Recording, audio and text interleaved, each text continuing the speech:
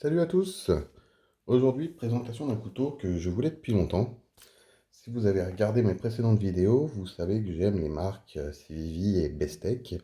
Et ce Bestech Hornet, avec sa gueule atypique, me faisait de l'œil depuis un moment.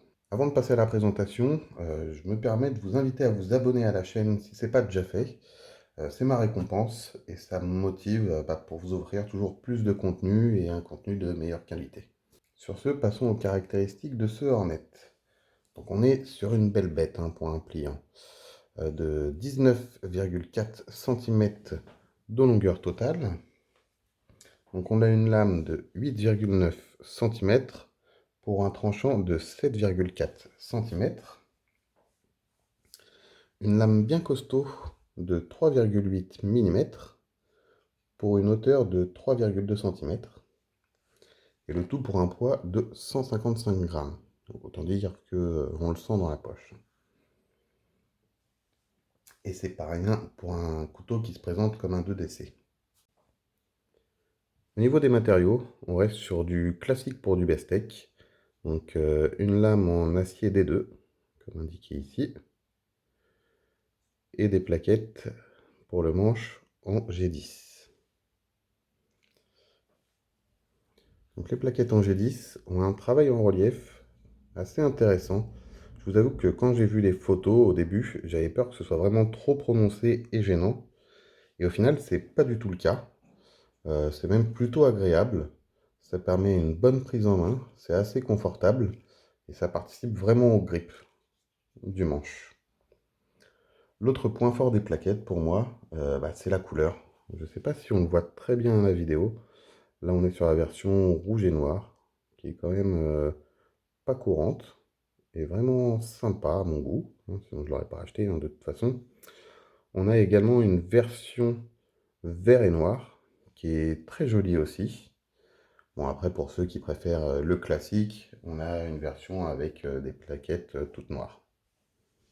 Pour rester sur le manche, donc on a la vis de pivot classique Bestech, quelques petites vis mais qui sont très bien intégrées, il n'y a rien qui dépasse, quel que soit le côté.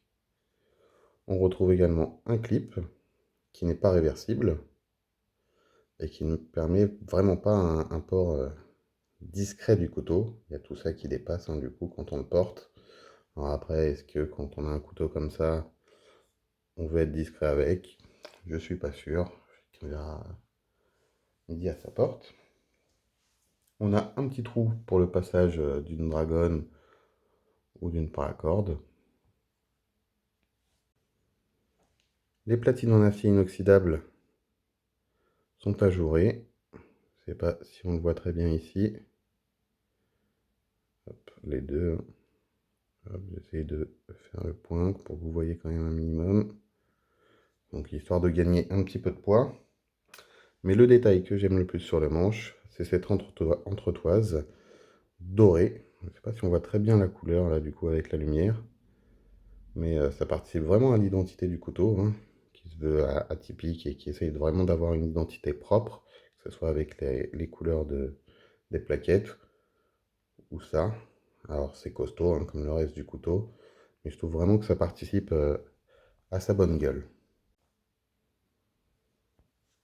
Au niveau du dessus du manche, quand on remonte vers la lame, donc le dessus écranté pour arriver jusqu'au jingping, ce qui permet d'avoir plusieurs points d'appui selon la prise en main qu'on essaye d'avoir lorsqu'on travaille, ce qui est plutôt pas mal.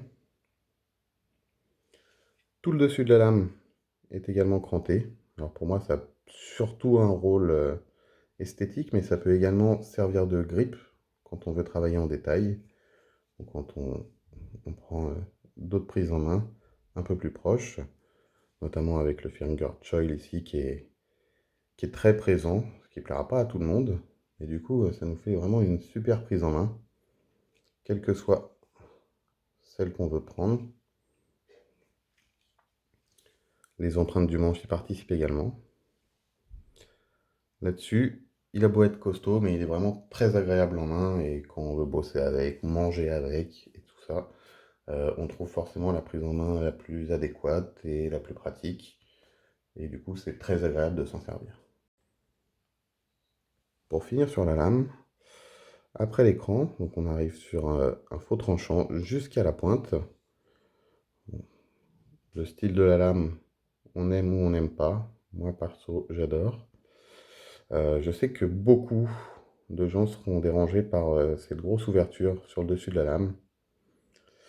Alors, c'est vrai que c'est une mode sur les couteaux en ce moment, et on a des marques chinoises notamment, telles que CVV, Bestech, etc., le font sur de plus en plus de modèles.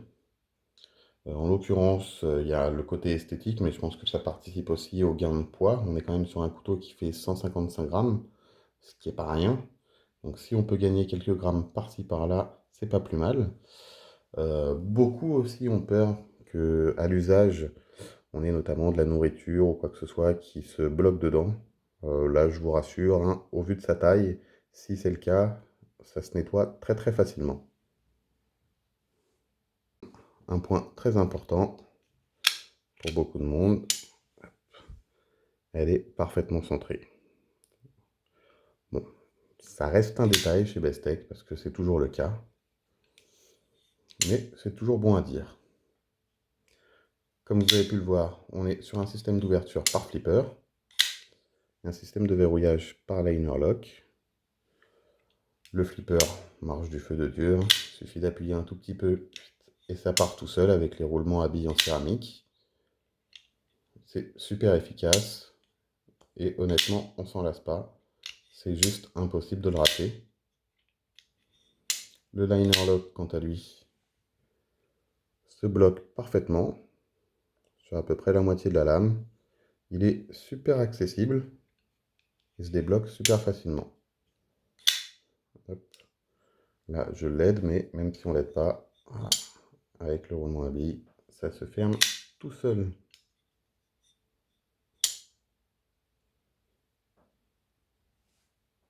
Donc pour conclure, on est sur un couteau avec une identité forte. Ce qui veut dire que soit on va adorer, soit on va détester, mais on peut pas nier qu'il a de la gueule. Après, on reste sur du Bestech, donc au niveau de la conception, de la réalisation, tout est parfait. Tout est parfaitement ajusté. Il n'y a franchement rien à dire. Le seul reproche que certains pourraient lui trouver, c'est que pour un EDC quotidien, bah, c'est un peu grand et lourd. Donc pas forcément évident à emporter sur soi tous les jours. Alors avec une telle gueule, forcément, il n'est pas très discret. Donc si vous le sortez en public, forcément, vous allez vous faire remarquer.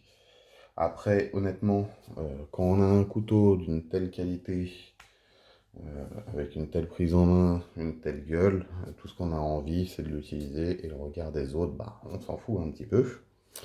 Attention tout de même à nos amis des forces de l'ordre, parce que là, lors d'un contrôle, c'est quand même un peu difficile de justifier le port d'un tel couteau sur soi, surtout dans les transports par exemple. Voilà pour ce Best Cornet. J'espère que la vidéo vous aura plu. Si c'est le cas, n'hésitez pas à mettre un petit pouce bleu, un petit commentaire. N'hésitez pas à me dire ce que vous en pensez, que ce soit de sa gueule ou du reste. Je réponds à tout le monde. Pensez à vous abonner, comme dit plus tôt. Et puis on se retrouve très vite pour un nouveau couteau. Salut!